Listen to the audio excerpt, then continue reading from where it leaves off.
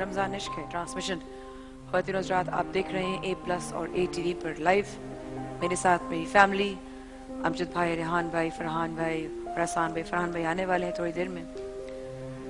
جویریہ میرا خیال ہے اس وقت شاید ان سے برداشت نہیں ہوا. ہمارے یہاں علماء کرام موجود، مفتی سید شاہ حسین گردیری صاحب اور محترمہ ثروت عسکری صاحبہ. سب سے پہلے تو اما یہ آپ کے میری ٹیم نے آپ کے لیے بھجوائے. میری ٹیم میں جو بچے ہیں نا انہوں نے آپ کے لیے تحفہ بھجوایا ہے، یہ اپنے پاس رکھیے. Thank you. ارے نہیں تھینک یو کی بات، آپ کا تھینک یو، آپ کا تھینک یو کہ آپ ہم تک پہنچ گئی. مفتی صاحب آج میں اسکالر سے سوال نہیں کروں گی، یہ میں آپ دونوں کو بتا دوں. میں سوال کر رہی ہوں پہلے ایک بیٹے سے. سبحان اللہ. بسم اللہ الرحمن الرحیم. یہ خاتون صاحبہ کا جو قصہ ہے یہ ہمارے معاشرے کی ایک جھلک ہے. اللہ ہر وہ آدمی جو عوام سے اس کے مسائل کے حوالے سے تعلق رکھتا ہے تو ایسی صورتیں اس کے سامنے آتی رہتی ہیں. نوجوان بچے کبھی ماں کو گھر سے نکالتے ہیں اور کبھی باپ کو گھر سے نکالتے ہیں.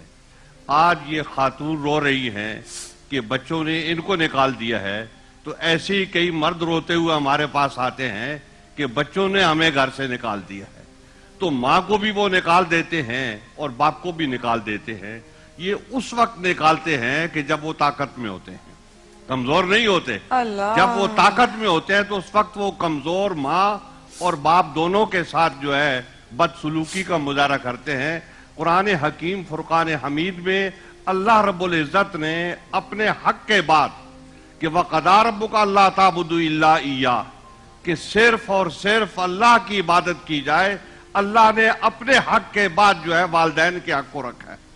لیکن یہ والدین کی یہ جو حق ہے یہ ان تک پہنچنا چاہیے، ان کو بتانا چاہیے، ان کو تربیت میں یہ نظام رکھنا چاہیے. اور پھر ماں جس طریقے سے اپنا دودھ بچے کے منہ میں ڈالتی ہے تو اس طریقے سے اسلامی تعلیم و تربیت بھی بچے کے دل اور دماغ میں ڈالے گی تو بچے بڑے ہو کے یہ کارنامے نہیں کریں گے. یہ فقدان ہے ہماری تربیت کے نظام کا. یہ عورتیں خاتون ادھر بیٹھی ہوئی ہیں کئی ایک، جب انہوں نے اپنی داستان بیان کی تو ان کی آنکھوں میں آنسو آ رہے تھے. تو یہ آنسو شاید اس لیے آ رہے تھے کہ ہمارے بچے پتہ نہیں ہمارے ساتھ کیا کریں گے. تو یہ اس وقت ان کو سوچنا چاہیے کہ ان بچوں کی تربیت اتنی اچھی کریں، اتنی عمدہ کریں کہ وہ اس نیج پہ یہاں تک یہ نہیں نہ پہنچے. اب یہ خاتون ہیں، ان کے 2 بیٹے بھی ہیں اور 2 بیٹیاں بھی ہیں. بیٹیاں عموماً نرم ہوتی ہیں، ماں کا بہت زیادہ خیال رکھتی ہیں.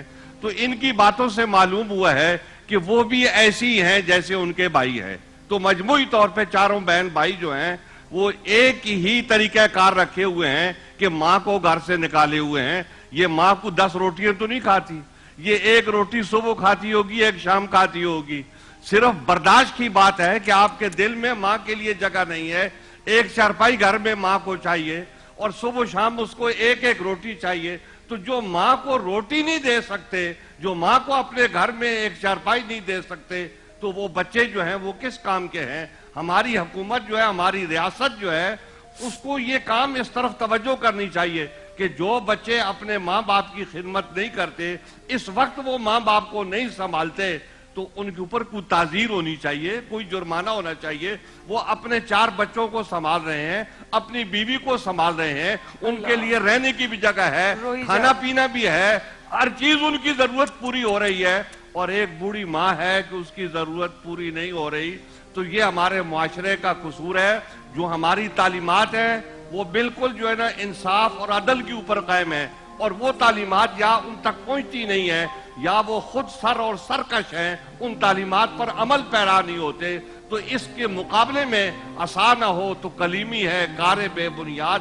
صرف نصیحت اثر نہیں کرتی، اس کے لیے حکومت کی تعزیر ہونی چاہیے، حکومت کی طرف سے سزا ہونی چاہیے کہ یہ ایسے بچے جو ہیں یہ اپنے ماں باپ کی خدمت کیوں نہیں کرتے.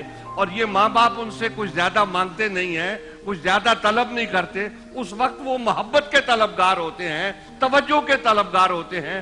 اگر 4-5 منٹ 10 منٹ ان کے پاس بیٹھ کے ان سے بات چیت کی جائے تو ماں باپ کا دل خوش ہو جاتا ہے. وہ یہ سمجھیں کہ یہ بچے ہمارا خیال رکھتے ہیں. تو اسلامی تعلیمات جو ہیں وہ ہیں جو ابھی میں نے آپ کے سامنے قرآن حکیم کے حوالے سے بیان کی ہیں. حضور اکرم صلی اللہ علیہ وبارک وسلم کی جو تعلیمات ہیں، آپ تو یہ فرماتے ہیں کہ الجنت تحت اقدام الامہات، کہ ماں کے قدموں کے نیچے جو ہے وہ جنت ہے. حضور اکرم صلی اللہ علیہ وبارک وسلم کے پاس ایک شخص آئے تو انہوں نے کہا یا رسول اللہ میں کس سے زیادہ حسن سلوک کروں؟ تو آپ نے فرمایا ماں سے. اس نے پھر سوال کیا تو آپ نے فرمایا ماں سے. اس نے پھر سوال کیا تو آپ نے فرمایا ماں سے. اس نے پھر سوال کیا تو نبی علیہ السلام نے فرمایا اس کے بعد باپ سے. تو گویا ماں اور باپ دونوں ایسی ہستیاں ہیں کہ یہ جتنے لوگ انسان اس زمین پر موجود ہیں، سب سے زیادہ حسن سلوک کا تقاضا ان کا ہے. ان کی طرف آپ کی توجہ ہونی چاہیے. یہ نہیں کہ آپ سب لوگوں کے ساتھ حسن سلوک کریں، لوگوں پر اپنا مال و دولت لوٹاتے پھریں، اور ماں جو ہے وہ گھر میں بھوکی پڑی ہوئی ہو، مریض پڑی ہوئی ہو، اس کی طرف آپ کی توجہ نہ ہو. تو یہ نا انصافی کا معاشرہ ہے، یہ ظلم کا معاشرہ ہے. تو سب لوگوں کو مل کے اس طرف توجہ دینی چاہیے. ہمارا جو نظام تعلیم ہے، اسکول اور کالج کا جو نظام ہے، اس میں بھی اس پر توجہ رکھنی چاہیے اور یہ باتیں ان کو وہاں پر مہیا کرنی چاہیے کہ ماں کے ساتھ باپ کے ساتھ کس طریقے سے حسن سلوک کیا جاتا ہے. جزاک اللہ خیر. میں سرورت آپا کے پاس آؤں گی. ایک کال پہ بچی ویٹ کر رہی ہے. السلام علیکم جی، کون بہن بات کر رہی ہیں؟ انیلا. السلام علیکم. ہیلو السلام علیکم انیلا. ہیلو، آپ کو آواز آ رہی ہے انیلا؟ ہیلو السلام مائبہ جی، آپ ٹھیک ہیں؟ الحمدللہ مبارک. الحمدللہ. جی انیلا، آج کا ٹاپک بہت اچھا رکھا ہے آپ نے کہ ماں، بس اللہ تعالیٰ سب کی ماؤں کو اپنے بچوں کے ساتھ گزارے، اور ماں جس کی دنیا میں کوئی بھی ہستی نہیں ہے. اور نا آپ کا جناب بہت اچھا ہے، بہت اچھا چل رہا ہے. اللہ تعالیٰ اسی طرح سے کامیابی.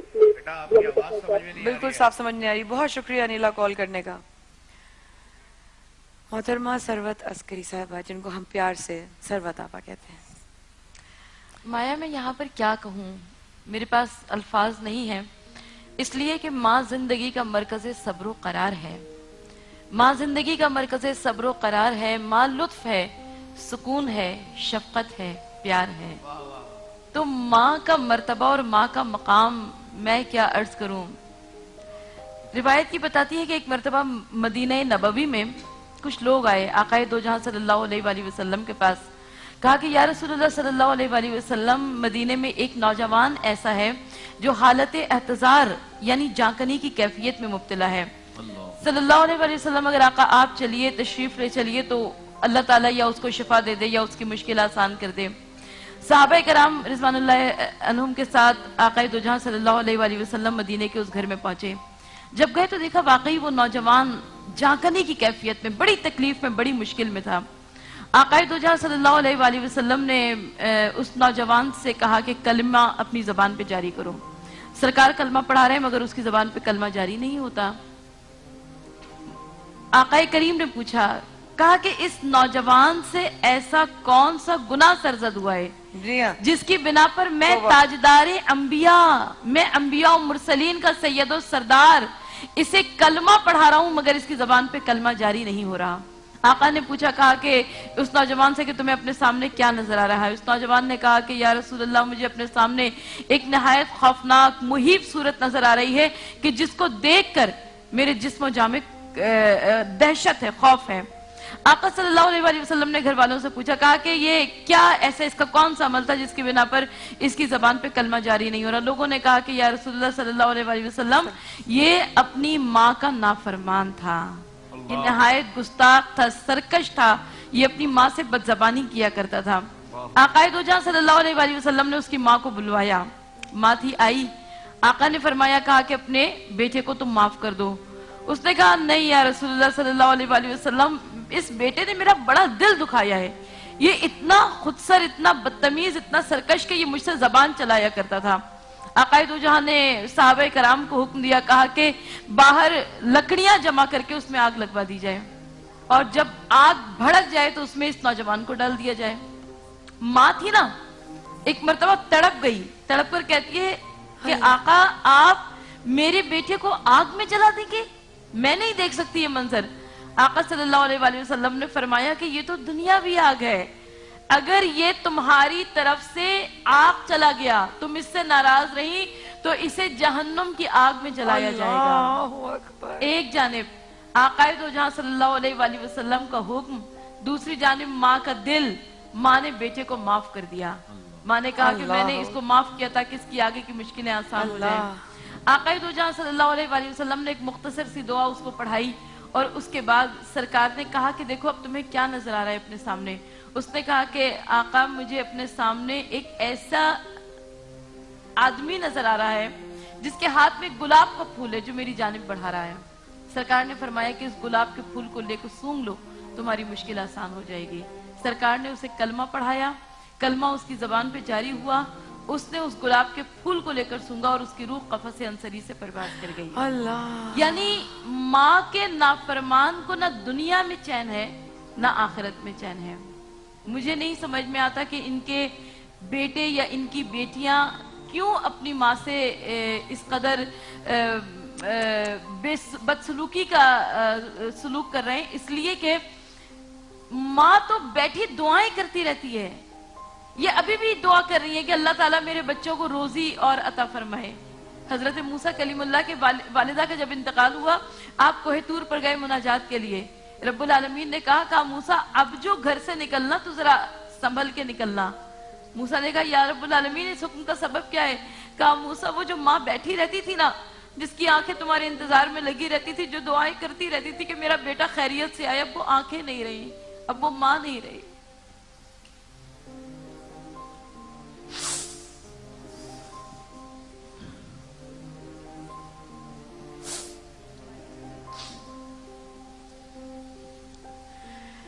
یہ ہے ہمارے وہ اسکالرز جن کی بھی مائیں ہیں.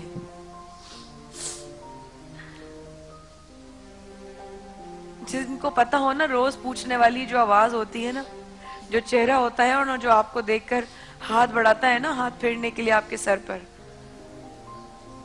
وہ جب چھن جاتا ہے, اسے وہی جانے جس کو جاتے ہوئے اس چہرے کو دیکھنے کی عادت ہو. یہ وہ جانے جو یہ جانتا ہو کہ جب آپ چاہتے ہیں سر جھکا کر ہاتھ پھرانے کے لیے تو لگتا ہے کہ یہ ہاتھ پھرا اور یہ میری پروٹیکشن شیلڈ آ گئی, آ جاؤ دنیا کی کیا ہوا مجھے چوٹ پہنچا سکتی. ایک کال ہے ہمارے ساتھ, سہرش ہمارے ساتھ موجود ہے. ایک بچی بھی آئی آڈینس سے, میں اس سے بات کرتی ہوں. جی سہرش, السلام علیکم, کہاں سے بات کر رہی ہیں؟ ہیلو سہرش. جی بیٹا آپ کچھ کہنا چاہ رہے تھے؟ آنٹی کو اپنی پاکٹ منی سے کچھ دینا تھا. اپنی پاکٹ منی سے دے دیجئے بیٹا, اپنی پاکٹ منی سے دے دیجئے, کوئی مسئلہ نہیں. اے بد نصیب, میری دعا ہے تیرے لیے کہ اس سے پہلے کہ اس آواز کو تو ہمیشہ کے لیے کھو دے جو پوچھتی ہے بیٹا کب آؤ گے. جب تک میرے بچے گھر نہیں آ گئے, چاہے رات کے 2 بجے, میں منہ میں نوالا نہیں رکھتی تھی کہ میرے بچے آ جائیں گے ساتھ خیر کے, اس اللہ کا شکر ادا کرنے کے بعد میں کھانا کھاؤں گی. آج وہ بچے مجھے نہیں پوچھتے کہ امی تم کہاں پر ہو, کدھر ہو, تم نے کھایا یا نہیں کھایا, یہ اللہ جانتا ہے, مگر میرا دل نہیں چاہتا کہ میں ان کو معاف کروں گی.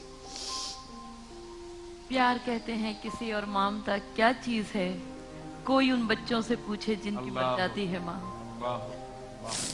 میری عادت ہے کہ میرے گھر میں اگر ایک بھی کم ہوگا تو میں کھانا نہیں کھاتی کہ جب تک آ نہیں جائے, جب تک. اور آج ماں نہیں ہے تو تمہارے نوالے بنتے ہیں. ماں اپنے آپ میں پوری دنیا ہے, پوری دنیا ہے تمہاری. میری دعا ہے کہ تو اس وقت کو نکلنے سے پہلے تو آ جا واپس, آ جا واپس, مانگ لے معافی. آج کیا پتا مانگو اور پھر دنیا میں جنت پاؤ, اور دنیا سے جانے کے بعد بھی ہمارے ساتھ رہیے. ہم واپس آتے ہیں خواتین کے ساتھ.